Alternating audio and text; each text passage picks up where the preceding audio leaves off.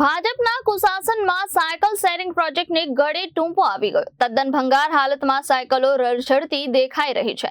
આ મુદ્દે ઉગ્ર પ્રતિક્રિયા આપતા મહેશભાઈ અણઘણે જણાવ્યું હતું કે કોન્ટ્રાક્ટર અને શાસકોની મિલીભગતને લીધે સુરતની પ્રજા માટે ચલાવેલો આ પ્રોજેક્ટ અત્યારે મરણ અવસ્થામાં પડ્યો છે.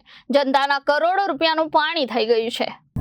ભાજપ શાસકો કોઈ પણ નવો પ્રોજેક્ટ શરૂ કરે ત્યારે તેનો પ્રચાર એવો જોરશોરથી કરે કે જાણે ભાજપનું શાસન એટલે પ્રજાની લીલા લહેર હોય. પરંતુ જેમ જેમ એ પ્રોજેક્ટ જૂનો થતો જાય છે તેમ તેમ એ પ્રોજેક્ટ પાછળ ખર્ચેલા લાખો કરોડ રૂપિયા જાણે ધૂળ ધાણી થતા હોય તેવું જોવા મળે છે. એ પ્રોજેક્ટની કોઈ સાર સંભાળ લેવા વાળું હોતું નથી. પરિણામે એમાં વળતો મૂકવામાં આવે છે ત્યારે પ્રજાના પૈસાનું પાણી થતું જોવા મળે છે. આવો જ એક પ્રોજેક્ટ સુરત મનપાનો સાયકલ શેરિંગ પ્રોજેક્ટ છે, જેમાં આજરોજ આમ આદમી પાર્ટીના કોર્પોરેટર મહેશભાઈ અણઘડે સરથાણા વાલક જંકશન પાસે મુલાકાત લેતા ધ્યાનમાં આવ્યું કે અસંખ્ય સાયકલો બિનવારસી કે ભંગાર હાલતમાં હતી. આ મુદ્દે ઉગ્ર પ્રતિક્રિયા આપતા મહેશભાઈ અણઘડે જણાવ્યું હતું કે કોન્ટ્રાક્ટર અને શાસકોની મિલીભગતને લીધે સુરતની પ્રજાને માટે ચલાવેલો આ પ્રોજેક્ટ અત્યારે મરણ અવસ્થામાં પડ્યો છે. જનતાના કરોડો રૂપિયાનું પાણી થઈ ગયું છે. કોન્ટ્રાક્ટરે કમલમમાં કમિશન આપી દીધું હશે એટલે ભાજપ શાસકોને પણ હવે આમાં રસ નથી દેખાતો. ભાજપ શાસકો અને કોન્ટ્રાક્ટરોની મિલીભગત જગ જાહેર છે.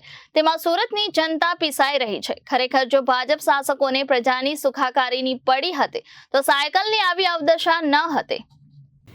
નમસ્કાર, હું મહેશભાઈ અણઘડ, કોર્પોરેટર સુરત મહાનગરપાલિકા આમ આદમી પાર્ટી. સુરત શહેરમાં વસતા લોકો માટે, એમની હેલ્થની સુવિધા માટે, સાયકલિંગ કરી શકે એ માટે આખા શહેરની અંદર સાયકલ શેરિંગ પ્રોજેક્ટ શરૂ કરવામાં આવેલો હતો અને એની પાછળ લગભગ 13-14 કરોડ રૂપિયા જેટલો ખર્ચ પણ કરવામાં આવ્યો છે. ત્યારબાદ આજ સુધીની અંદર જે અલગ અલગ જગ્યાઓ પર આપણે જોઈએ તો સાયકલોની પરિસ્થિતિ કેટલી ભયંકર ખરાબ છે. માત્ર ને માત્ર જે તે ઇજારદારને કોન્ટ્રાક્ટ આપી દીધો, એમને એમનું કામ કરી નાખ્યું, એમને ખર્ચો આપી દીધો, બધું જ આપી દીધું. પરંતુ એમની જે જવાબદારી છે સાયકલોને સાચવવાની, એનું શું? ઇજારદારના પૈસા ચૂકવાઈ જાય. ઇજારદારે ભારતીય જનતા પાર્ટીના કમલમ સુધી, કાર્યાલય સુધી એના કમિશનો પહોંચાડી દીધા, કાર્યાલયો બની ગયા, બધાનું બધું થઈ ગયું. પબ્લિકનું શું? આજે જે આ સાયકલો દેખાય છે એ સાયકલોની હાલત શું? આ પરિણામ છે કે ભારતીય જનતા પાર્ટીના જે શાસકો ખોટું બોલી સુશાસનની વાતો કરે છે, આ સાયકલ પ્રોજેક્ટ ઉપરથી દેખાય છે કે ક્યાંય નીતિમત્તા ભારતીય જનતા પાર્ટીના લોકોમાં રહી નથી. માત્ર ને માત્ર દુશાસન જેવું શાસન આજે શહેરની અંદર ચલાવી રહ્યા છે અને ખોટી વાહવાહી કરી રહ્યા છે. તાત્કાલિક ધોરણે આ માટે જવાબદાર જે તે એજન્સી છે એના અત્યાર સુધીમાં જેટલા ભોપાળાઓ આવ્યા છે એ બાબતે તપાસ કરવા માટે કહ્યું છે, પરંતુ તપાસના નામે મીંડું થયું છે.